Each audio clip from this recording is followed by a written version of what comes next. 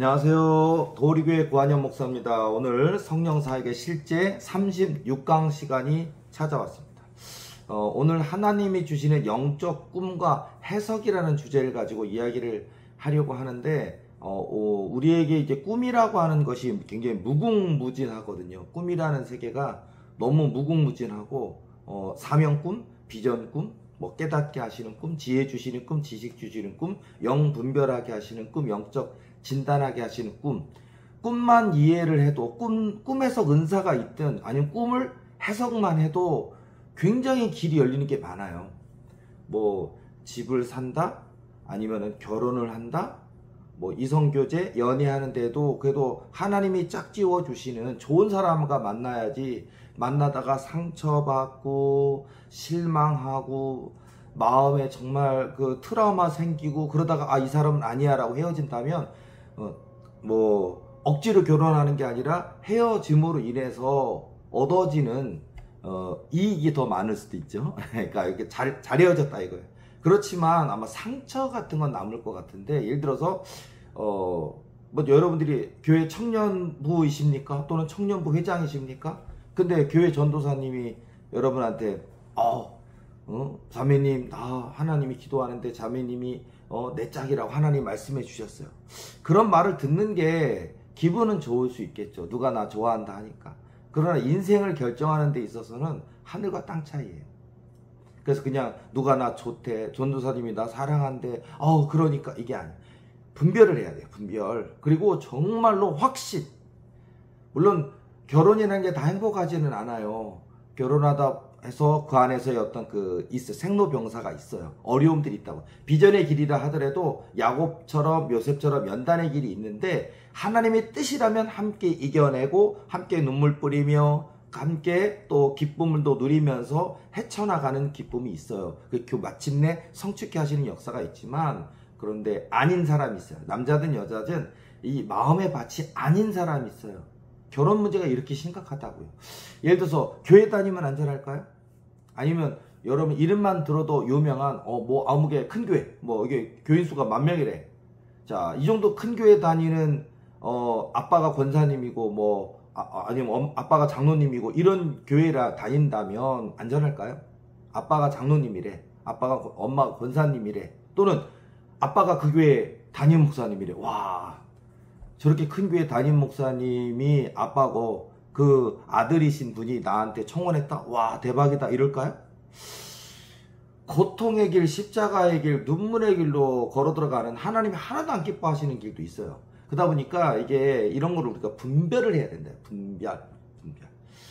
너무 많죠. 또 목회자들도요, 지금 해야 되는데 자꾸 미루시는 분도 있어요. 뭐냐면, 나이는 점점 50은 넘었는데 부목사로 있으면서 부목사, 여러분 1,000명만 모이는 교회여도요 부목사 되게 편해요.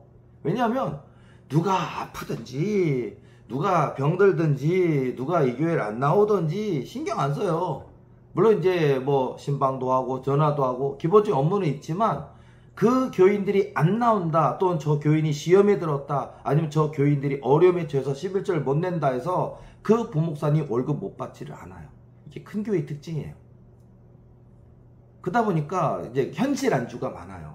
그러니까 제가 모든 큰 교회 부목사님이 그렇다는 얘기는 아니에요. 오해는 말고 들어주세요. 그러니까 제가 비유적으로 얘기할 때 이게 현실 안주. 그러니까 예를 들어서 개척교회, 여러분 나이가 몇 살이십니까? 지금 여러분 늦게 사명을 받아서 신학대학교에 이번에 졸업을 하는데 50일 수도 있잖아요. 이번에 졸업을 하는데 40일 수도 있고. 그러면 신학대학교를 졸업했고 신학대학원까지 마쳐야 개척해서 이 대한민국 땅에서 그래도 인정받는 목사 안수를 받을 수 있는 길을 가는데, 지금은 이제 신대원까지, 신학대학원까지를 졸업을 해야 목회할 수 있는 자격이 주어져요. 정상적으로는요. 그러면 근데 신학대학원을 지금 졸업을 했는데 나이가 50이야. 자, 50인데 여러분들이 만약에 대기업에 계시고 50주면은 부장 이상이고요. 그리고 여러분들이 만약에 공기업 이런 데서 하면 굉장히 고위 공무원이에요. 50대인데 장관 하시는 분도 있고 50대인데 5급 공무원 하시는 분도 있고요. 이게 그리고 또 월급도 500 또는 1000 이런 분도 많아요. 근데 50이 넘어서 개척교회 하면 여러분 사례비를 얼마 받을까요? 현실 50만 원은커녕 교인이 없다고요. 또 그나마 사모님이 어떤 직장 생활을 하면 그거 가지고 월세 내고 그거 가지고 생활하고 교인은 자녀가 둘 있으면 그게 다라고요. 4명. 이게 현실이라고요. 목회 현실, 개척교회 현실. 50이라는 나이에 나 500 좀 벌어야 되고 한 달에 1000 좀 벌어야 되고 이렇게 살아야 되고가 아니라고요. 개척교회 현실이 그렇다. 근데 많은 대형교회 부목사님들이 일단은 안전하거든. 300 받는 데도 있고 500 받는 데도 있고 굉장히 많이 주는 데도 있어요. 그리고 막 머리 아픈 거 없어. 그냥 시킨 일만 잘하면 돼. 복잡한 거 하나도 없어. 그리고 교인이 많기 때문에 교회 뭐 어디 고장 났다 고쳤다 부목사님이면 그거 어떤 권사님 아니면 교회에 어떤 팀들이 있으면 부탁하면 되고 시키면 돼. 비용 걱정 안 해도 돼. 이런 게 있다고요. 그래서 이 개척교회를 해봐야 되지 않을까라는 생각을 많이 하는데 개척교회 하면서 그 고난과 고뇌와 아픔이 있다고요. 고한현 목사 전도사 시절부터 목사 시절까지 이르러서 뭐 제가 가끔 뭐 설교할 때든지 간증할 때 이야기하는 게 있는데 제가 저희 교회가 완전 지하, 빛 한 줄기 들어오지 않는 완전 지하에서 있었고 비가 엄청나게 많이 오는 날에는요 지하인데 이 지하에 그 펌프가 바깥에 있는데 그 펌프 수위가 이게 고장이 났든지 아니면 그게 너무 많은 물이 들어오면요 벽으로 물이 새가지고 교회 안으로 분명히 구멍은 없는데 벽에서 폭포수처럼 물이 흘러내려요. 어마어마해요. 다 젖어요 바닥에. 그런 개척교회를 겪어보지 않고서요. 저도 거기 한 7년 했을까요? 10년 했을까요? 그렇게 오래 하면서 힘들었고요. 또 예를 들어서 그 당시에 제가 개척교회 전도사 할 때 그 당시에 저희 교회 그 식당이랄 것도 없어요. 거기서 예배 드리고 거기서 밥 먹고 완전 지하예요. 그냥 그 공간 한 공간이에요. 담임 목사실 따로 있는 것도 아니고 그 한 공간 안에 칸막이도 없고 그냥 거기서 예배 드리고 거기서 밥 먹고 교인 어린애까지 다 합쳐서 뭐 10명일 때도 있고 15명일 때도 있고 그 공간 그 밥 먹어야 되잖아요. 밥 먹어야 되는데 그 식사를 하고 나서 그 물을 설거지를 바로 하는데 그 설거지 물을 펌프 기계로 인해서 뽑아 올려서 위로 버려야 되거든요. 근데 펌프 그 모터가 고장 나면요. 그 펌프가 그 당시로 한 7만원 정도만 살 수 있었는데 7만원이 얼마나 큰 돈이었는지 상상도 할 수 없어요. 그 7만원이 없어서 밤이 맞도록 내일이 주일인데 토요일날 저녁에 밤 12시까지 제가 그 펌프 모터를 꺼내 가지고 분해를 하고 뭐 기술이 있겠습니까? 드라이버랑 이런 거 가지고 제가 막 하면서 분해해 가지고 막 닦고 다시 조립하고 뭐 이물질 때문인가 뭔가 근본적으로 모터가 고장 난 거면 제가 못 고치잖아요.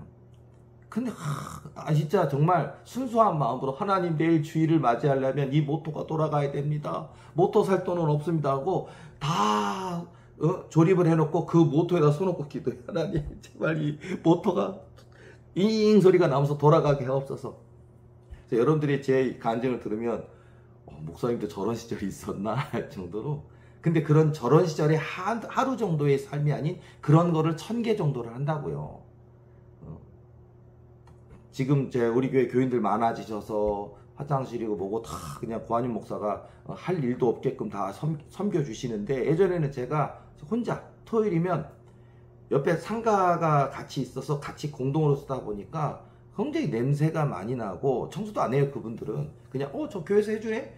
교회에서 하는가 보다 그러고 놔두더라고요. 근데 교회에 제가 그 쓰레기도 대신 버려주고 거기다 손으로 다 닦고 그 소변 내려가는 길이 찐득찐득하고 냄새가 얼마나 지독하고 그거 다 장갑 끼고서 제가 닦고서 그런 걸 다 했어요. 제가 전부 다 화장실 청소도 했고 뭐 쓰레기통도 비웠고 쓸고 닦고 걸레질하고 다 했어요. 그런 거를 수십 년 하면서 섬기고 어디 하나 고장나면 전등 고치고 뭐 고치고 하기도 했고요. 아까 뭐 펌프 모터 같은 거 다 하고서는 된 줄 알고 꽂았는데 감전돼 가지고요. 제가 막 몸이 그냥 얼마나 위험했겠냐고요. 온몸에 전율처럼 감전이 오르는 거 경험도 많이 하고 죽을 뻔한 위험도 많았고. 자, 이렇게 산전수전하면서 개척교회 하면서 교인 한 명의 소중함, 헌금 10,000원의 소중함도 깨닫고 모토값 70,000원을 못 사서 밤이맞도록 그걸 수리하고 하나님께 기도하던 그런 것들이 모이고 모여서 성품이 되고 하나님이 쓰시고자 합당한 사람이 되는 거예요. 예전에 제가 상담을 하는데 어떤 분이 찾아왔는데 그분이 많이 연단에 있는 분이에요. 연단이라는 게 있어요. 그러니까 어떤 까닭 없는 연단, 욥과 같은 까닭 없는 연단도 있어요. 그러니까 하나님께서 그를 빚으시고자 물질 연단, 사람 연단, 영적 연단을 통해서 크게 쓰시고자 할 때 연단이 있어요. 근데 그 연단의 의미를 모르면요, 정죄를 해요. 믿는 자가 정죄를 하는데, 뭐 같은 교회 내에서 저 집사님, 권사님 남편 좋은 직장 다니고 월급도 많이 받고 그러는데 근데 여기 지금 내가 그런 일을 겪으면요, 그분들이 그 어려움 어떻게 해요? 힘내세요. 이렇게 안 해요. 뭐가 문제가 있으니까 뭐 이런 식으로 정죄를 한다. 자기들은 문제 없으니까 잘 먹고 잘 살고 저 가정은 뭔가 하나님 앞에 죄가 있나 봐. 이게 교인들의 특징인 것 같아요. 이렇게 까닭 없는 연단, 고난 그런 것들을 교인들도 정죄를 하는데 담임 목사님이 정죄를 한다? 정죄하는 게 아니라 고난을 모르는 분도 있었어요. 제게 찾아와서 그러는데 이제 그 교회를 떠나려고 하는 것 때문에 저에게 상담차 왔었는데 어떠시냐 그러면은 어마어마하게 큰 교회를 아주 젊은 아들 목사님이 물려받았어요. 세습 물려받았어. 50대도 아니야. 40대 초반 막 이렇게 물려받았어. 그랬는데 어마어마하게 교회가 크죠. 교인이 뭐 막 1,000명 모이는 게 이런 게 단위가 아니에요. 만 단위 그렇게 큰 교회를 물려받았어. 근데 지금 이 가정에 어려움이 처했단 말이에요. 근데 이제 목사님 기도해 주세요라고 이렇게 부탁하려고 했더니 그 젊은 담임 목사님이 뭐라 그러냐? 왜 가난해? 왜 어려워? 눈을 동그랗게 뜨고 이해를 못하는 거야. 정죄보다도 더 문제 상황. 그러니까 뭐냐면 정죄는 뭐가 문제가 있으니까 네가 죄가 있으니까 이런 식의 정죄일 텐데 왜 가난해? 왜 어려워? 더 황당한 거야. 대형교회 목사님을 아버지로 둔 거로 어린 날로부터 신학대학 다니고 목사조차도 어려운 거 하나도 겪지도 않고 선교사, 여러분 제가 비판하는 게 있는데 뭐냐면 많은 대형교회 목사님들이 아들, 딸들을 공부만 시키고 목사 쉽게 만드는 게 뭐냐면 선교사 만드는 거예요. 선교사라는 게 목숨을 거는 일이고 생명을 걸어야 되는 길인데 그게 아니고 대형교회 목사님들 아들, 딸들 목사 쉽게 만드는 고생 하나도 안 하면서 목사 만들기 제일 쉬운 게 선교사님이에요. 비판하는 거예요. 뭐냐면은 보통 개척교회를 하면 교단 진급시험이 있고 또 개척했을 때 뭐 교인이 15명 돼야 된다 이런 게 있어요. 세례 입교인 15명 되냐 이런 게 있거든요. 진급시험도 있고요. 그리고 3년 4년 걸려요. 근데 선교사님은 선교사 훈련 끝나면 그냥 선교사 파송받은 날 안수 받아요. 그냥 목사 안수 받아요. 근데 목사 안수 받아서 목회를 하느냐? 미국 가서 영국 가서 어디 가서 유학해. 공부해. 박사학위 따고 온다고요.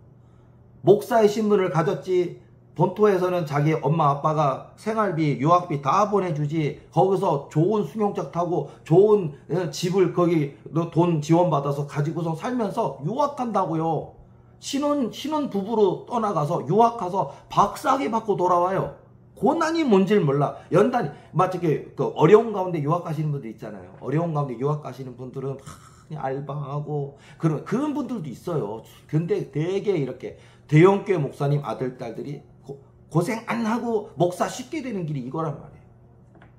이렇게 비판해서 죄송해요. 근데 실제 현실이 그러다 보니까 그러나 어려운 가운데도 소명과 사명을 받아서 묵묵히 그 길을 가는 선교사님들 축복합니다. 응원합니다. 최고입니다. 그건 정상이고요. 근데 이제 그 악용하는 나쁜 사람도 있어요. 근데 그런 분들이다 보니까 뭐 알바를 해본 적 있겠냐고요? 없어요. 알바가 뭐 요즘 좀 뭐 시간당 10,000원 넘었나요? 옛날 시간당 5,000원, 6,000원? 그걸 10시간을 해서 5,000원 할 때 10시간을 해야 5만원, 6만원인데 그런 식으로 하면서 공부하는 거고 그 돈의 소중, 그러니까 그런 돈의 소중함을 알면요 외식도 못해요. 옷 같은 거 사는 것도 이렇게 겁이 나서 못 사요. 옷도 이렇게 뭐 우리가 뭐 구제 옷 파는 데 있잖아요. 아주 그 헌옷 수리해서 세탁해서 이렇게 진열해 놓는 그런 거. 보통 살려면 5만원, 10만원이지만 여기 가면 3,000원, 5,000원이면 살 수 있는 이렇게 산다고요. 가난이 배이면. 제가 지금 여러 가지 얘기를 했는데 그것처럼 왜 가난해? 그런다고. 왜 가난해? 왜 어려워? 이해를 못해. 거기에 충격 먹어서 이제 그분은 이제 그 교회를 떠나려고, 상처도 많이 받았지만 떠나려고 한다 하고 저에게 상담을 한다고. 내가 그런 목사도 다 있구나. 저도 그래서 들었어요. 자, 어쨌든 목사도 참 여러 가지인 것 같아요. 그렇죠. 여러분, 예를 들어서 여러분 교인이십니까? 여러분이 교회 섬기시는 교회 목사님이 방언하십니까? 또는 방언을 여러분이 하는데, 정상 방언이에요. 성령 방언 탁 하는데 와서 툭 치면서 하지마, 뭐 그런 목사도 있대요. 하지마. 어디 왜요? 그랬더니 뭐 마귀 방언 하는 거야, 이게 아니고 분별을 해서 마귀 방언 하니까 하지마가 아니라 그냥 우리 교회는 방언 금지야. 이거 은사 금지, 방언 금지. 얼마 전에 어떤 분한테 제가 상담하다 얘기 들었는데, 야, 이런 쉽게 목회하는 목사님도 있구나도 들은 적도 있어요. 그게 뭐냐면은 그 교회는 은사 금지야. 은사 금지. 그 교회는. 그러니까 이론적으로는 바른 얘기를 해. 뭐냐면은 뭐 예수님. 당연히 예수님이 주인 맞죠. 그거 틀린 거 아니에요. 근데 예를 들어서 예수님만 있으면 돼. 그거야. 나는 죽고 예수로 산다. 너무 좋은 말이잖아요. 마치 갈라디아서 2장 20절 말씀처럼 내가 그리스도와 함께 십자가에 못 박혔나니. 그러니까 나는 죽고 예수님이 내 안에 사는 거 너무 정답이잖아요. 근데 그건 정답인데 예를 들어서 귀신 들렸어, 교인. 근데 그 교회는 귀신 들린 사람 기도 안 해준대. 왜냐면은 내가 죽으면 귀신이 없어진대. 와, 황당하더라고요. 와, 그러니까 뭐냐면 누가 아프거나 그러면 이렇게 기도해 주는 거 없대. 그리고 기도하다가 그 아픈 것에 대한 하나님의 어떤 뜻들을 꿈을 알려주시거든. 꿈에서 해주질 않아. 은사 금지라고. 얼마나 세상 편한 목회일까. 그 목사님 그냥 설교만 딱 하면 끝. 안수기도 없고 상담 없고 뭐 편해. 되게 세상 편해. 그런데도 교회는 키우면서 문제는 너 때문이야. 네가 믿음 없기 때문이야. 이래버린대요. 어쨌든 자, 세상에 참 별의별 목사들도 많고 별의별 목회하는 분도 많은 걸 제가 이래라 저래라 잘났다 못했다 할 수는 없는데, 여러분도 어때요? 여러분 섬기시는 교회 목사님의 마인드는 어떻습니까? 은사에 대해서 어떻게 생각하십니까? 제가 꿈 얘기하다가 이렇게 좀 서론이 길었는데, 꿈이 그렇다고요. 꿈이요, 정말로 하나님께서 우리에게 복을 주시기 위해서 집 가러 가는 거리로 가라, 그가 기도하는 중이니라 라고 이렇게 기도하는데, 이게 환상일 수도 있고 성령 음성일 수도 있고 꿈을 꿨는데 꿈을 꿀 수도 있을 때 지시하시거든요. 그러니까 예를 들어서 뭐 동방박사들에게 헤로데게로 돌아가지 말로 다른 길을 지시하더니 그러잖아요. 이런 게 있다고요. 실제로 성경에 있잖아요. 근데 많은 또 신학대학원 나온 목사님들이 그건 2000년 전에 성경에 예수님이 하시는 일 하고서는 정말 뭐 우리가 뒷덜미 잡는다 그러잖아요. 혈압 오른다. 그런 답답하신 분 많더라고요. 그러니까 성경은 인정하는데 2000년 전에는 되는데 지금은 안 된다는 거예요. 2000년 전에 거라사의 광인이든 귀신 들린 사람이든 예수님께서 은과 금은 없거니와 예수를 명하니 그건 예수님이 하실 수 있는 일이고 우리는 못해. 성경이 있대. 옛날 있죠. 고래 전래동화 이런 식이에요. 여러분 어떻게 생각하십니까? 근데요, 분명히 말씀드리지만 지금도 이 시대 속에서도 영적 꿈 있어요. 성령께서 주시는 꿈도 있어요. 또는 사단 마귀가 도전하는 악한 사단이 주는 꿈도 있고요. 막 무섭게 하는 거 있잖아요. 뱀으로 나타나든 악어로 나타나든 뭐 영화 속에 나오는 괴물처럼 나타나든 여러분의 목을 조르고 죽이겠다고 칼 들고 쫓아오는 듯한 무서운 꿈들이 있어요. 그런 것들도 있고요. 우리 그 꿈을 통해서 하나님이 우리에게 그 갈 길을 지시하는 내용이 많은데, 자, 그래서 제가 꿈에 대한 얘기가 사실은요, 오늘 제가 지금 하나님이 주시는 영적 꿈과 해석 그랬는데 아마 이거를 다음에 해석 2, 해석 3, 해석해서 좀 더 많이 해야 되지 않을까 싶어요. 왜냐면 짧지가 않아서 그래요. 제게 주신 꿈만 해도 한 200~300개가 넘을걸요. 제게 주신 것만 해도 영적인 꿈. 그런데 이게 그 안에 사명도 있고요. 내가 지치고 상할 때 위로하시는 것도 있고요. 또는 그 꿈을 꾸고 났는데 능력 생기는 것도 있어요. 꿈인데, 그러니까 꿈이 아니다라는 것도 중요해요. 그러니까 어떤 분은 꿈 꿨다 그러면 목사님들이 그런데요. 개꿈이야. 꿈 의지하지 마. 그냥 기도해. 맞는 것 같기도 해. 다들 대개 목사님들 기도합시다. 대책이 없어. 기도합시다. 아니, 기도했기 때문에 하나님께서 어떻게 하라고 지시가 있다고요. 어떻게 하라고. 근데 기도합시다. 끝까지. 기도 당연히 해야죠. 예수님밖에 없고 기도해야 되는데 기도했기 때문에 길을 열어주신다고요. 기도했기 때문에 지혜를 주시고 기도했기 때문에 이기게 하신다고요. 기도했기 때문에 믿음이 생기고요. 기도하니까 귀신이 떠나간다. 귀신을 떠나가게 하는 방법은 뭐가 있을까요? 여러분들이 뭐 1억 원 정도를 귀신 들린 사람 앞에다 딱 놓고서는 이 돈 가지고 가 그러면 그 귀신이 떠날까요? 돈으로 안 된다고요. 또 여러분들이 어떤 목사님이 박사학위를 더구나 3개 정도 가지고 계셔서 박사학위증을 귀신 앞에다 딱 놓고 봐! 내가 신학 박사야! 내가 설교학 박사야! 목회학 박사야! 내가 하나님에 대한 공부 많이 했어! 박사학위 3개! 그러면 귀신이 막 두려워 떨면서 박사학위를 3개나 따다니 두려웠다니까요? 박사학위를 3개나 따신 분이 저한테 와서 귀신 들려와서 기도받더라고요. 박사학위가 중요한 게 아니더라고요. 그래서 공부하는 건 좋겠죠. 지금도 꿈과 소망을 가지고 어려운 길을 가면서 공부해서 박사님이 되고 교수님이 되고 그런 길을 가고자 하는 분들을 비난하자는 건 아니에요. 정말로 하나님이 공부해라, 내가 너를 가르치는 은사를 주었고 또 교수가 되어서 많은 학생들을 양육해라 라는 소망을 가지고 어려운 가운데 공부하시는 분은 박수, 최고. 그렇지만 그렇지 않은 분도 있어서, 그리고 공부 많이 하면 하나님 써주시겠지. 이 착각에 빠진 분도 있고요. 공부 많이 하면. 또 목회 연수. 내가 목회자로 20년째인데 목회 연수가 많다. 목회 연수가 맞으면 능력이 나타날까요? 절대 아니에요. 근데 깨달아야 돼. 그래서 깨닫는 게 중요해요. 그러니까 깨닫게 하시는 꿈. 내가 믿음이 없구나. 내가 교만했구나. 내가 이기적이었구나. 내가 감사하지 않았구나. 내가 온전히 하나님께 온전히 올인하지 못했구나. 이런 거를 깨닫게 하셔서 하나님과의 관계가 회복되게 하시거든요. 깨닫게 하시는 꿈이 있어요. 그래서 여러 가지 또 사명 꿈, 비전 꿈, 미래 꿈, 그리고 이제 지시하시는 게 있어요.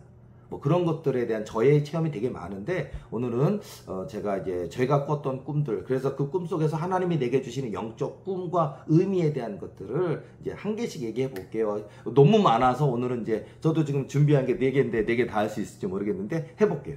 자, 예를 들어서 깨닫게 하시는 꿈 중에 보면은 믿음은 이런 거란다, 사명은 이런 거란다, 이런 것들이 있어요. 예를 들어서 저 목회자잖아요. 저 목회자 목사님이잖아요. 목사 된 지 20년도 넘었잖아요. 그런 게 이렇게 하면은 그 하나님께서 사명은 이런 거란다, 비전은 이런 것이란다, 희생은 이런 것이란다, 사명자는 이래야 된다, 또는 예수님께서 모델이라고. 예수님. 그러다 보니까 그 예수님을 닮는 거, 그 예수님처럼 사는 게 우리가 해야 될 일이에요.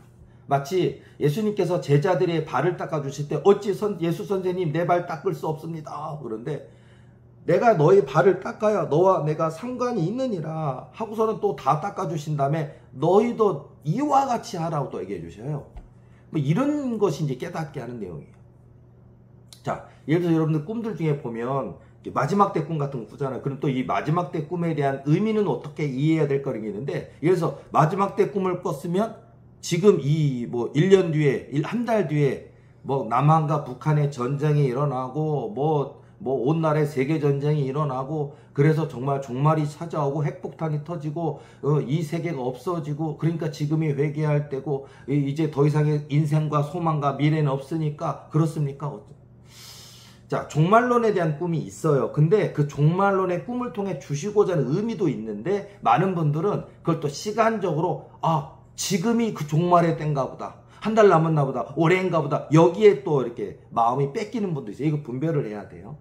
그러니까 종말적인 꿈을 꿨다고 해서 그것도 아니고, 또 예를 들어서 그 있잖아요, 남은 자의 꿈 같은 거 있어요. 남은 자. 그러니까 뭐냐면 마지막 시대가 됐어. 여러분이 잘 알고 있는 것처럼 악한 사단 마귀가, 짐승의 표를 가진 자가, 악한 사단 마귀 가진 자가 마치 대통령과 같은 절대 그 강국, 아주 강한 나라인데 소국, 약소국이 아니라 뭐 미국 같은 큰 나라들, 아주 러시아 같은, 중국 같은 큰 나라를 뜻하는 거예요. 아주 큰 나라. 그런 큰 나라가 힘을 가졌는데 짐승의 표를 가진 자가 대통령이라든지 절대자가 돼서 막 전쟁을 일으키고 막 사람을 잡아 죽이고 이런 상황들이 있죠. 그 마지막 때라 그러잖아요. 그랬을 때 마치 우리가 여러분 꿈을 꿨는데 남은 자 꿈처럼 마지막 때가 됐고 막 사람을 잡아. 근데 잡는 게 다른 게 아니라 너 예수 믿지 이거예요. 예수 믿지, 예수를 믿지 마라. 그럼 내가 먹을 것도 주고, 막 우리가 666이라든지 마지막 때에 대한 꿈이라든지 이렇게 보면 막 그 사람들이, 군인들이 사람을 체포하는데 예수를 안 믿는다라고 하면 풀어주고, 그리고 식료품 같은 살 수 있는데 만약에 예수 믿는다 그러면 식료품을 사지 못할 뿐만 아니라 잡아 끌고 가서 고문해서 죽인다고요. 이런 게 마지막 때잖아요.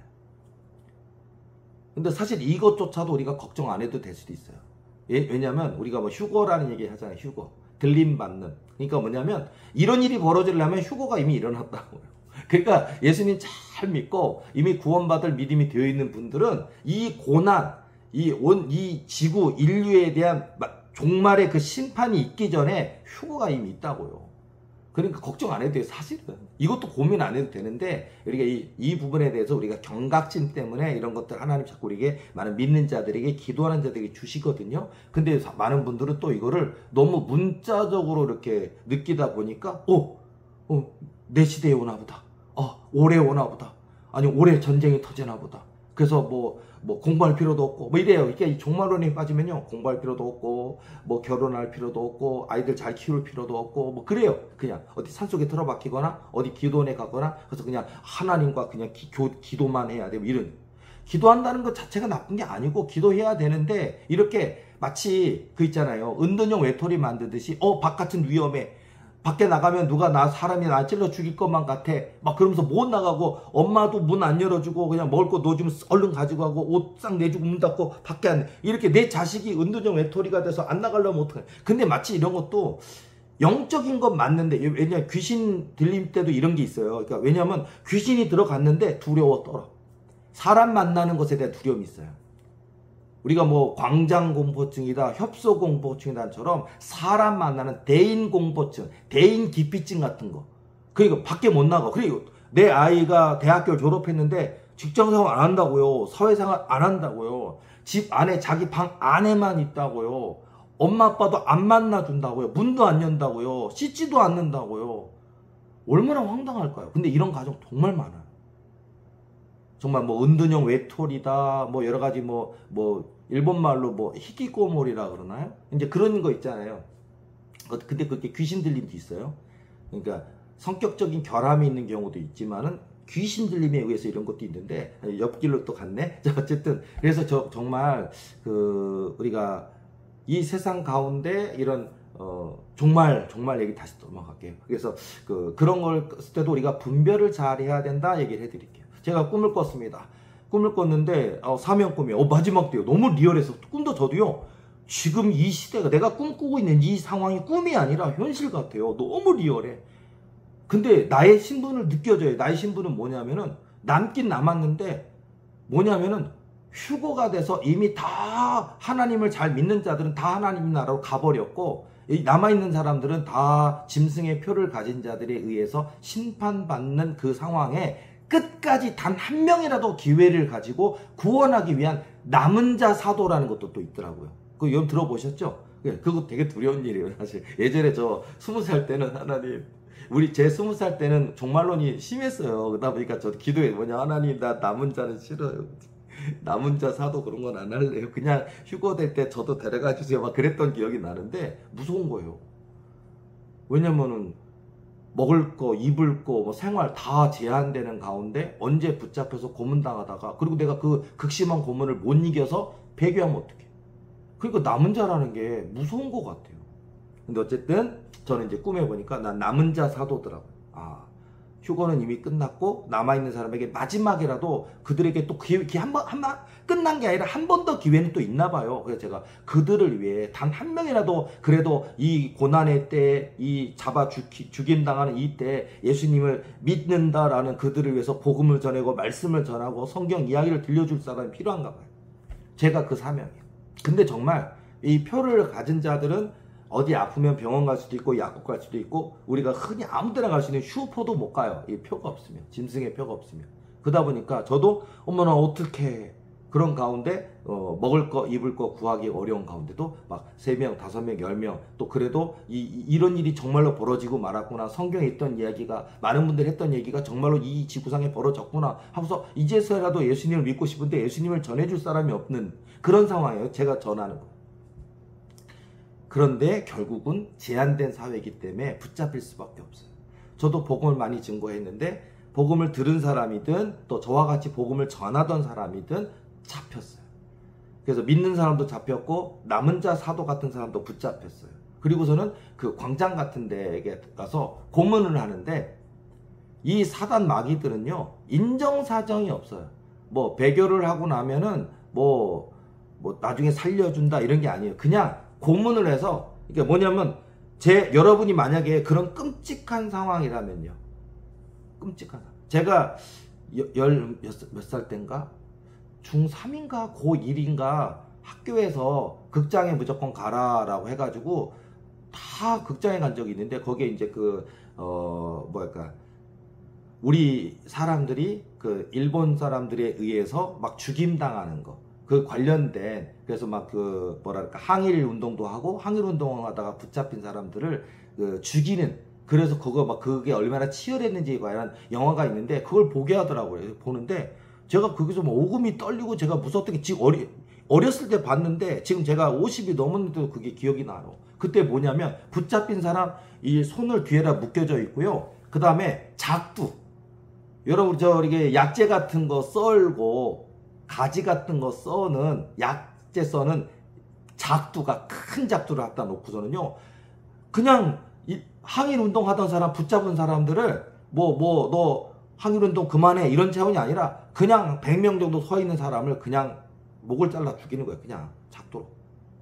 와, 그 영화가 얼마나 끔찍했는지. 그때 멘붕이 왔던 것 같아요. 그 영화 보고 와서도 며칠 동안 그게 생각나서 일본 놈들 아주 그냥 치가 떨리기도 했고 막 그랬던. 그리고 이런 상황은 우리 이 시대에 또 있어는 안 될 텐데 막 그런 생각도 하기도 했었는데 근데 어쨌든 이제 그런 상황이에요. 와, 제 앞에서요. 손톱을 우리 고문하는 거 있잖아요. 이 대한민국 나라에도 5공화국 그런 거 있잖아요. 전두환 시대 그것처럼 사람 죄 없는데 잡아다 고문하고 3천 교육대 보내고 고문해서 사람을 병신 만들던 시절이 있었잖아요. 우리 땅에. 그것처럼요. 손톱 빼는 정도가 아니에요. 아니 예수님을 거절하라고 하면서 손가락을 그냥 잘라버리고 팔을 잘라버리고 피가 막 툭툭 떨어지는데도요. 예수를 거절하라고 예수를 부정하라고 그러면서 사람을 입을 이렇게 벌리게 하거든요. 치과도 아니에요. 벤치 같은 거로 이를 빼요. 그냥 이를 빼. 그러니까 고통을 주려고 이를 다 빼 하나씩. 그리고 인두 같은 걸로요 지져버려요. 다. 몸 속에 있는 지지는 게 아니라 얼굴 같은 데를 다 지져요. 몸도 지지고. 내 앞에 그거를 일부러 다 보게 하는 거예요. 그 광경을, 처참한 광경을 다 보게 하는데 정말 나와 같이 남은 자 사도요 정말 복음 열심히 전하고 목에 칼이 드는 게 아니라 죽인다 해도 절대 거절하지 않을 것 같던 사람들이 선혈이 막 흐르고 피가 튀고 고통의 신음소리가 하면서 막 팔이 잘려져 나가고 눈알이 뽑히고 이빨이 뽑히고 그게 진짜 무슨 이런 영화 끔찍한 영화가 다 있나 같은 그 상황이에요. 근데 그걸 지켜보던 사람이 지켜보다가 다 기절해. 지켜보다가 공포에 떨어져. 저도 그런 거예요. 그래서 제가 마음속으로 하나님 이제 곧 순교 이제 내 생명 주님께 드리는데 고통스럽겠지만 아무리 고통스러워도 예수님 부정하지 않고 끝까지 예수님 붙들고 죽더라도 천국 가게 해줘요. 그런 각오를 막 하는데 내 차례가 다가오니까 너무 무서워 죽겠는 거예요. 그리고 내 앞에 있는 사람까지 보면요 그냥 복음을 붙들고 죽은 사람도 있지만 거의 90% 이상이 너무 그 고통이 너무 크다 보니까 배교. 예수님 안 믿겠다.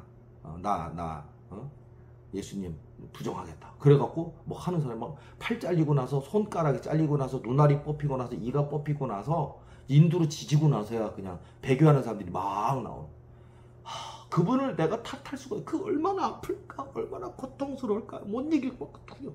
그런 가운데 하나님 저 고통을 당할지라도 나 꼭 견뎌내서 곧 죽을 것인데 나 천국에 갈 수 있게 좀 막 기도하고 있는데 꿈이지만 제 차례가 왔어요. 제 차례가 딱 왔어요.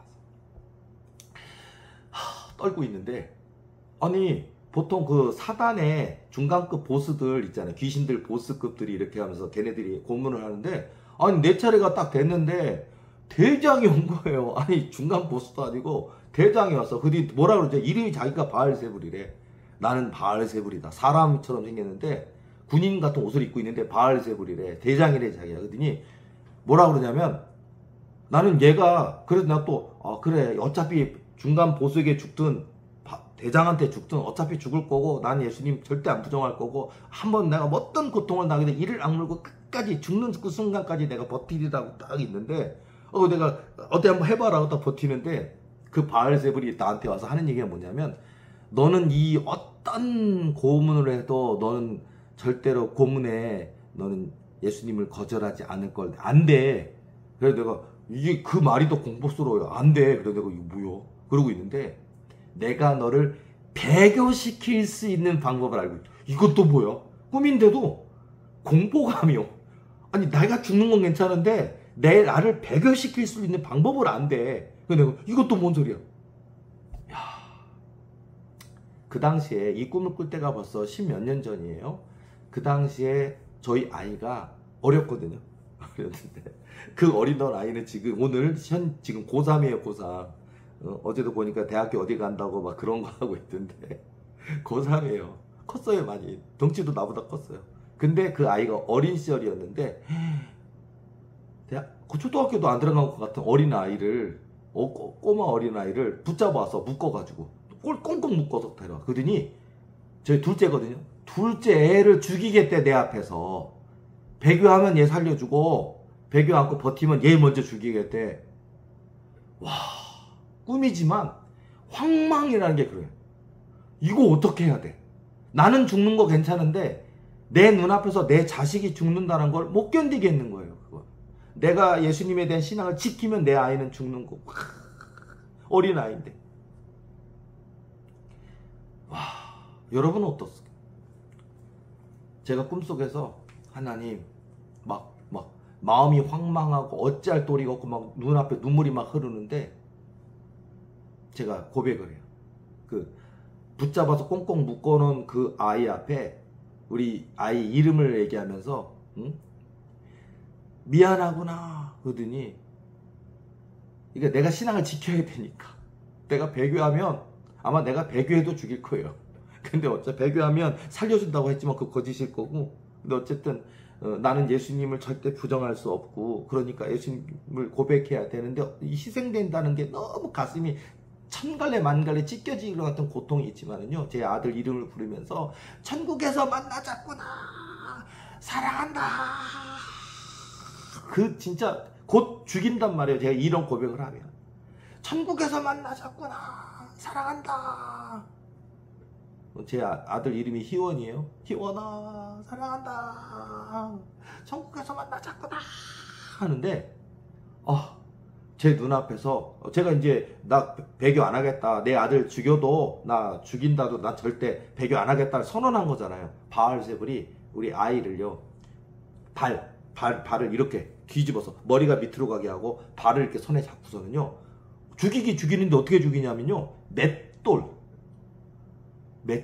사람이 들어갈 만한 크기의 맷돌이 앞에 있는데, 그 맷돌에 우리가 콩 같은 거 두부 만들려고 콩 집어넣고 이렇게 맷돌 돌리잖아요. 그 구멍에 사람이 들어갈 만한 그 구멍이 크기인데, 거기에다가 우리 아이를 머리부터 집어넣는. 와, 진짜 이게 이 손을 얼게 움켜쥐는 그게 못 견디겠더라고요. 그러더니 내 눈앞에 그 사단이 집어넣고 맷돌 돌리니까 피가 이렇게 흘러서 나와요.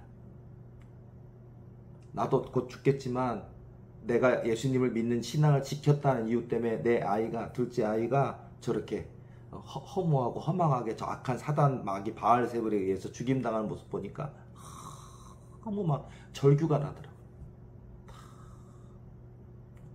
그래가지고 저는요, 이제 그러고서 그래서 이제 그게 끝난 줄 알았는데, 근데 이 꿈이 사단 마귀가 나를 억압하기 위해서 준 꿈이 아니라 하나님이 신앙은 뭔지, 믿음은 뭔지, 사명은 뭔지를 깨닫게 하시고자 하는 하나님이 주관해 주신 꿈이었어요. 다행히, 너무 다행히.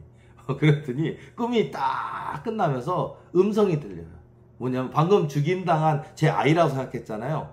제 아이가 아니고 방금 죽임당한 그 내 어린아이 그 희원이가 사실은 예수님이더라고요. 예수님. 제게 깨닫게 합니다. 그러더니 뭐라고 음성이 들리냐면 내가 너를 위하여 이렇게 희생하였단다. 음성이 들려요. 이거구나.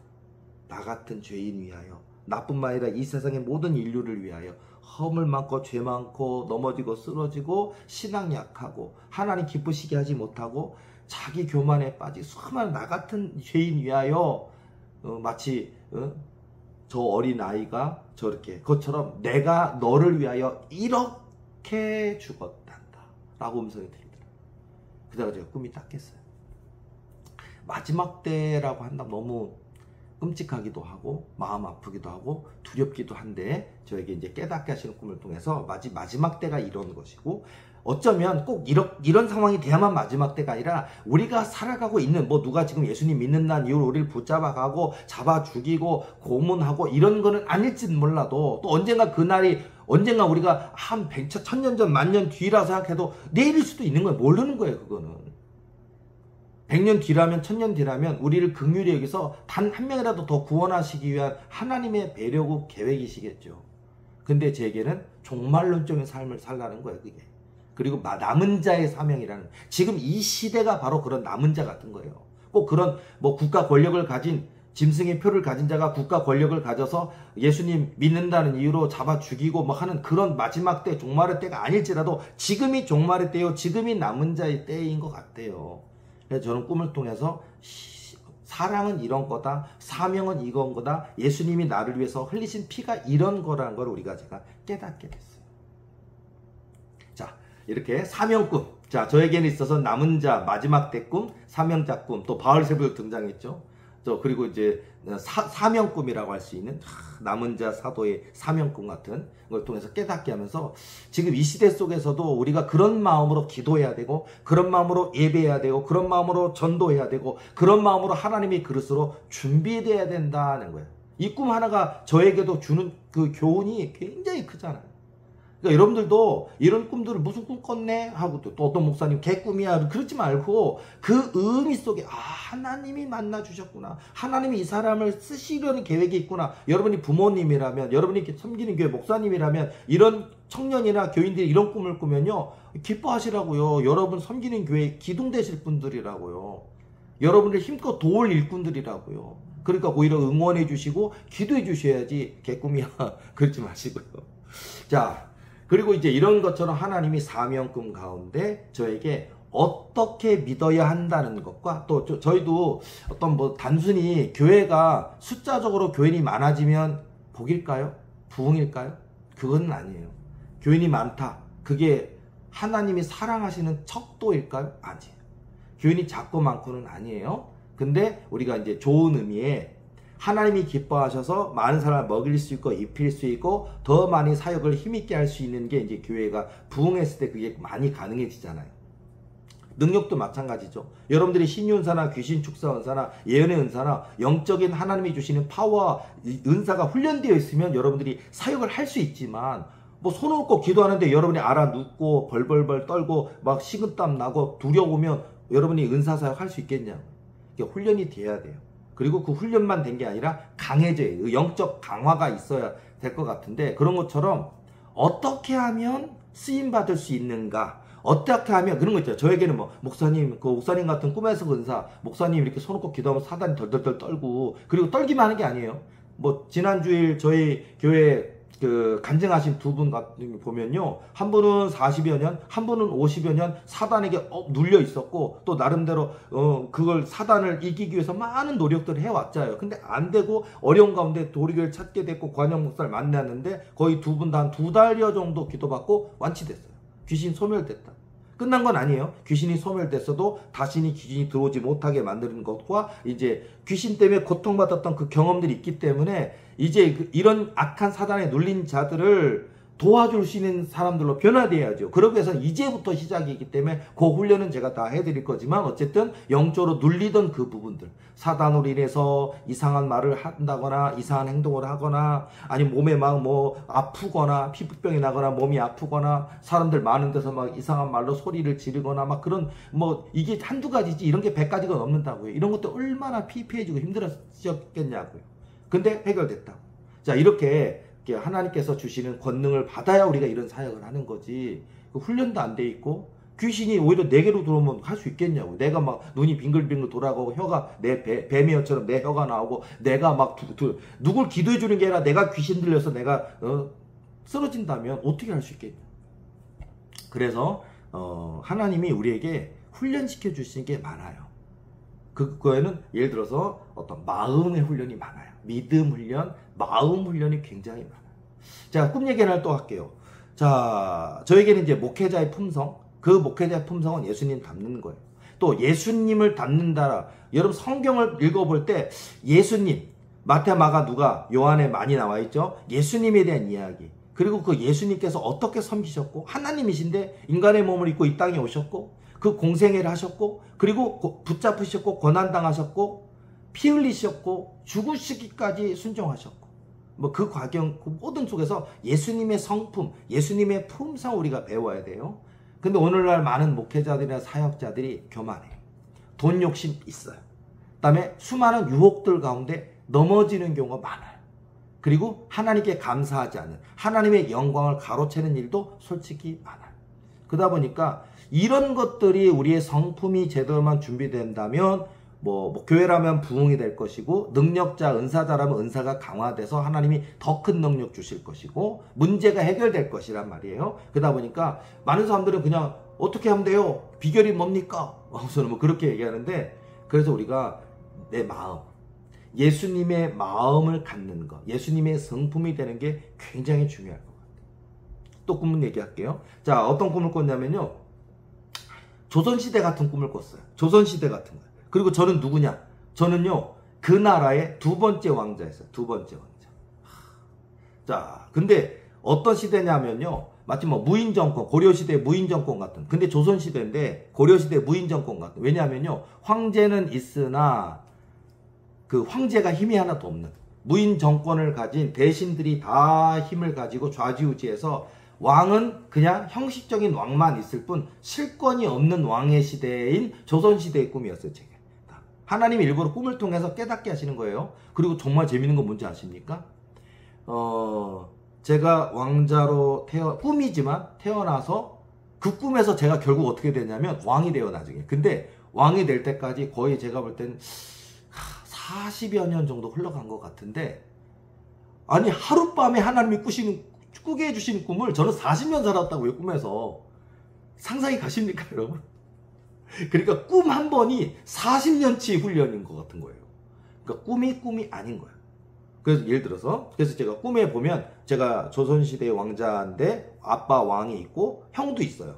근데 제가 그 아빠가 실권을 잃어서 왕은 왕인데, 그 어떤 왕이냐? 신하들이 선대 왕을 추출해버리고서는요, 폐위시키고 그 힘없고 자기들이 마음대로 조종할 수 있는 왕 중에 하나를 왕으로 세워놓은 상태예요. 그러니까 왕은 완전 눈치 보죠. 마치 우리가 그 왕을 옹립시킨 신하들에게 꼼짝 못해서 눈치 봐야만 되는 시절. 그런 시절이에요. 그리고 꿈이 진행되는데 아버지가 왕이긴 한데 신하들이 감히 왕 앞에 막 함부로 막 왕께서 이렇게 하셔야 됩니다. 그런데 왕이 꼼짝 못해. 근데 그걸 지켜보는 왕자가 만약에 발끈, 아무리 당신들이 옹립을 했지만 왕인데 왕께 어떻게 그런 언사를 할 수 있습니까? 이런 말 못해요, 왕자가. 나도 안 했고 못해. 그런 상태고요. 그 다음에 조금이라도 뭐랄까, 이 왕이 만약에 어떤 자기 힘을 키우려고 하거나 아니면 신하들을 쳐내려고 한다면요, 언제든지 이 왕을 폐위시킬 수 있다는 협박을 해요. 그런 상태에서 내 형님 왕자, 첫 번째 왕자, 꿈이에요. 꿈에서는 왕자였어요. 얼마나 좋은지. 근데 그 꿈에서 형님은 어떤 상태냐면요, 그 뭐랄까, 본보기로 번복이로 뭐랄까 우리에게 만약에 대들거나 우리의 말을 뜻대로 안 하면 너 자식이라도 언제든지 독살시켜 죽일 수 있다. 뭐 조선시대에 마치 은수저로 이렇게 독이 들었나 안 들었나 하면서 하고 왕인데도 만약에 왕의 측근들에 의해서 독살되는 경우가 꽤 많았잖아요. 실제로 조선시대 영화 같은 데 보면 실록에도 있고 보면요. 진짜 그런 거다 보니까 어떤 일이 벌어졌냐면 혹여나 이 첫 번째 왕자가 성인이 되기 전에 독살돼서 죽을 수도 있어요. 왜냐면 아버지에 대한 태도라고 볼 때 혈기가 많으니까 아버지는 그냥 나이가 옹립됐으니까 나 나이가 있으니까 내 자식들을 살려야겠으니까 하고 아빠 왕이 가만히 있을 수는 있는데 이 혈기가 왕성하면 못 참고 내가 이 나라의 왕자인데 우리 아빠 왕이 어떻게 너희들이 이렇게 교만히 행하는가 하고 뭐 화낼 수도 있잖아요. 왕자가 대쪽 같은 왕자일 수도 있잖아요. 그러다 보니까 그 아들 첫 번째 왕자가 이런 식으로 인해서 독살되거나 죽임당할까 염려하여서 어떻게 했느냐. 첫 번째인데도 불구하고 첫 번째인 왕세자를 왕세자로 하지 않고 그냥 이렇게 신하들의 눈에서 좀 벗어나게끔 하려고 이렇게 해놨고 뭐 있냐면 아빠 왕이 이 둘째인 나를 희생양으로 삼기 위해서 그러니까 뭐냐면은 어차피 누군간 죽어 이렇게 알고 있어요. 그러다 보니까 둘째인 나를 왕사자로 해놓으면 얘는 3년 5년 안에 저 신하들에 의해서 번복이로 독살돼서 죽을 거다 이렇게 생각을 한 거예요. 그러다 보니까 제가 갑자기 왕세자가 된 거예요. 야 왕세자라고 좋은 거 없어요. 왜냐면요 꿈이 길어요. 저 40년 살았다고요. 꿈에서 그 측근, 영의정, 좌의정, 우의정, 뭐 그게 오늘날 따지면 국방장관, 무슨 뭐 내무부 장관에 해당되는 그 대신들 있잖아요. 하면서 그 대신들의 신하의 대신들의 자녀들이 있잖아요. 대신들의 자녀들이 나랑 나이가 비슷하다고. 그러니까 나 어리고. 근데 얘네들이 나한테 조롱을 해요. 왕자님, 왕세자인데. 너가 왕세자야? 그러면서 우리 아빠가 누군지 알아? 그 왕이 폐위된 거 너 알아? 뭐 이러면서 막 와더니 뭐 일로 와봐 뭐 이런 식으로 제가 무슨 뭐 그 빵 셔틀이에요 왕세자인데 그 있잖아요 학교에서 막 학폭당하고 빵 셔틀 그래서 이리 와봐 뭐 사와 빵 사와 뭐 왕세자인데 야 조롱을 해요. 그러니까 일부러 시키는 것 같아. 그 아빠들이 자식들을 통해서 얘를 도발해서 얘가 내가 그래도 왕세자인데 하고 막 성질이 딱 부리면 이제 저는 이제 왕자의 그릇이 아니어서 어쩌고 그래갖고 왕세자를 폐하해야겠습니다 이런 거 하다가 그리고 나서는 이제 폐해놓고서는 또 다시 그 왕세자를 폐한 것에 대해서 제가 울분을 품고 나중에 뭐 하면 안 되니까 결국 독살해서 죽이는 이 수순을 밟는 거예요. 근데요 꿈속에서 제 모습은 뭐냐면은 바보처럼 행동해요. 바보. 하면 네. 뭐 신하의 아들이 나랑 동갑내기 애들이 나한테 뭐라고 하는데 왕세자님께 얘네들이 함부로 막 말을 하는데도 내가 아이고 네 하고 뭐 영의정 좌의정 우의정이 뭐라고 막 함부로 하는데도 네 하고 또 대들질 않고 화내지를 않아. 성질을 안 부려. 욕을 하는데도 부끄럽고 얼굴이 빨개져서 확 발끈할 텐데도 안 해. 똑똑한 건지 되게 하여튼 하나님이 그런 마음 주신 건지 그러더니 그런 세월을 제가요 나이가 들어요. 20살이 되고 30살이 되고 세월이 흘러요. 그리고 이제 아버지가 그 아버지조차도 세월이 흘러서 이제 돌아가실 때가 됐어. 나이가 많아졌어요. 저는 거의 40살쯤 됐어. 그랬는데 그때 그 권력을 갖고 있던 신하들은 늙었어. 근데 그 신하들조차도 이제 뭐랄까 나이가 많아졌어요. 그렇다고 해서 처우가 달라졌거나 그런 건 하나도 없어요. 근데 재밌는 일이 벌어졌어요. 40여 년이 흘러갔는데 저는 바보처럼 그냥 웃고 누가 뭐를 욕을 해도 그것 때문에 발끈하지 않고 가만히 참고 인내하고 바보처럼. 근데요 아버지가 꿈속에서 돌아가셨어요. 드디어 왕이 서거하고 다음 왕을 세워야 되는데 어떤 일이 벌어졌느냐. 왕을 옹립시켰던 나이가 들어버린 영의정, 좌의정, 우의정과 그 신하들과 또 나와 같이 또래가 자라난 애들이 또 신하가 됐는데 이 모든 궁중 안에 있는 모든 신하들과 백성들까지 40살 된 나에게 뭐라 그러냐면 진정한 왕의 자질을 보았다는 거예요. 저런 왕을 역사 속에서 본 적이 없다는 거예요. 그러니까 보통은 그냥 내가 왕이 되면 너희들을 다 죽이리라 그런 거 있잖아요. 뭐 연산군처럼. 너희가 내 어머니를 죽이다니 참다가 왕이 딱 뒤에는 신하들을 그냥 어전에서 그냥 칼로 목을 베버리기도 하고 그렇게 분노를 참지 못했잖아요.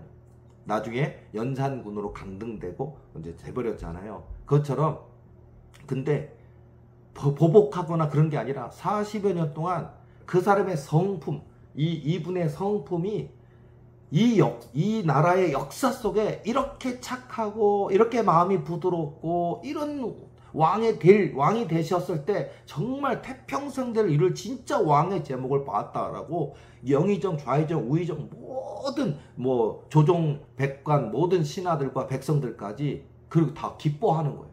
그러니 제가 참고 있냐고 하룻밤 꿈인데 전 40년 지났다고. 근데 40년이 지났을 때 왕으로 등극을 하는데 백성들이 우리가 옹회해드리니까 우리를 선대하시오 이런 거 없어. 그냥 왕 신하들이 모두 진정한 우리의 왕을 모시나이다로 탁 하면서 제가 뭐 이거 대관식 같은 것도 하고 우선은 신하들이 다 하는 걸 보면서 그다 제 꿈이 깨는 거예요. 무슨 의미냐? 하나님이 이 꿈을 마지막에 저에게 깨달았죠.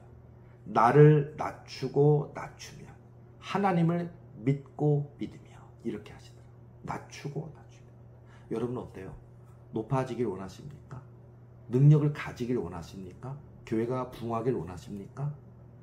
부르짖던 간구하는 기도 중 응답받기를 원하십니까? 하나님이 주시길 원하셔요. 낮추고 낮추셔.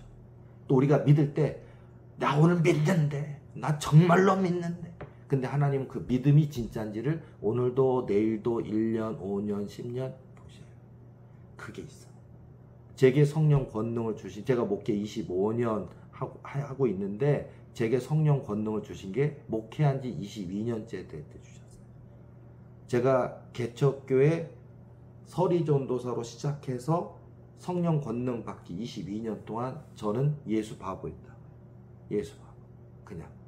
저 그때도 신윤사 있었어요. 귀신 내쫓는 은사도 있었어요. 예언의 은사도 있었어요. 손 얹고 기도하면 불치병 치유할 수 있는 힘 주셨어요. 그래서 어떤 분들은 그걸 알기 때문에 손 한 번만 얹어주시면 1억 주시겠다는 분, 고침받으면 사례로 2억 주시겠다는 분 많았어요. 그런 돈을 제가 다 취했으면 100억, 200억짜리 건물도 지었을 거고 교인들도 1000명, 10,000명 됐을 거예요. 근데 안 했어요. 참았어요. 제가 하려고 했던 건 뭐냐면 하나님이 주시는 진짜 부흥을 원했어요. 고한영 목사. 내가 머리를 굴려. 많이 이 땅의 목사들 머리 굴려요. 500명 모이는 교회잖아요. 그 교회도 큰 교회예요. 근데 많은 목사들 어떻게 하는지 알아요? 500명에게 고혈을 뽑아내요. 목사들이 머리가 그래요. 뭐냐면 장로 얼마, 권사 얼마, 집사 얼마 이런 거예요. 이미 500석 들어갈 교회에서 예배 드리고 있는데도 이번에 우리 5,000석 진짜 이런 거 해요. 그리고서는 막 해서 돈을 몇백억 끌고 만들어요. 그리고 안 내면 믿음 없는 것처럼 정죄해요. 그리고 어떻게 되는 줄 알아요? 500명 있는 교인 중에 250명 떠나요. 헌금은 했으나 뭐 저 목사가 저래 하고 실망하고 떠나요. 근데 250명 남았는데 어떻게든 전체 500명에서 돈을 끌고 모아가지고 몇백억 모아서 건물을 짓고 말아요. 그리고 교회를 키워놔. 그러면 교인들은 그 건물 보고 들어와요.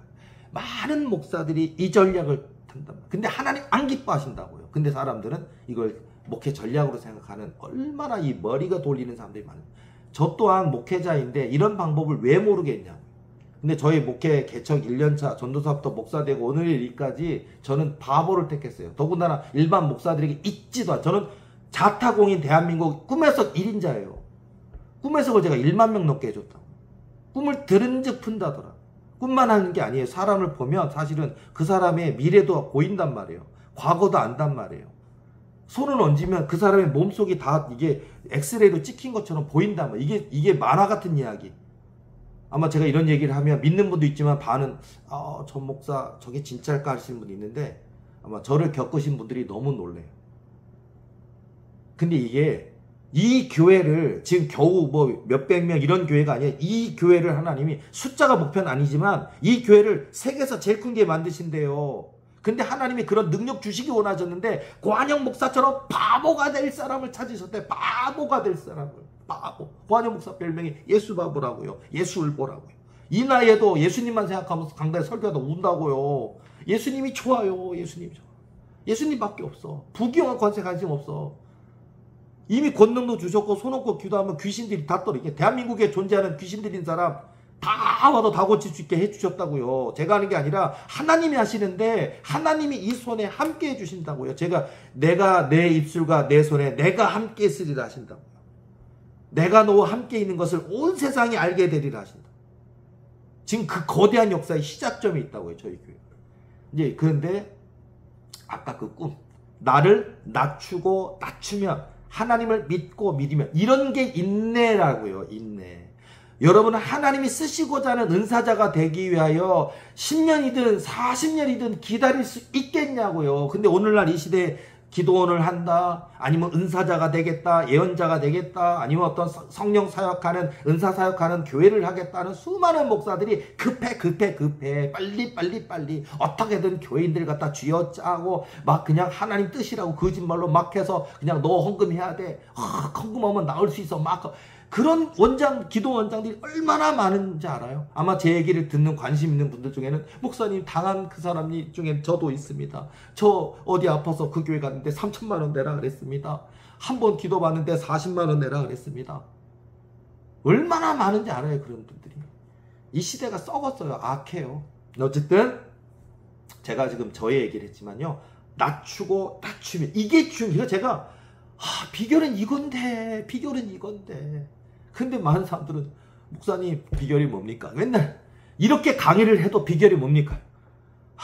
그럼 제가 이르시되 기도 이외에는 다른 것으로는 이런 유가 나가지 않느니라 하시니라. 마가복음 9장 29절입니다. 그럼 그거 알아요. 제가 목사인데 그걸 모르겠어요. 목사님 겨우 50대인데 저 60대예요. 목사님 겨우 목회 25년 했다고요? 저 35년 했어요. 그거 알아요. 안 되던데요.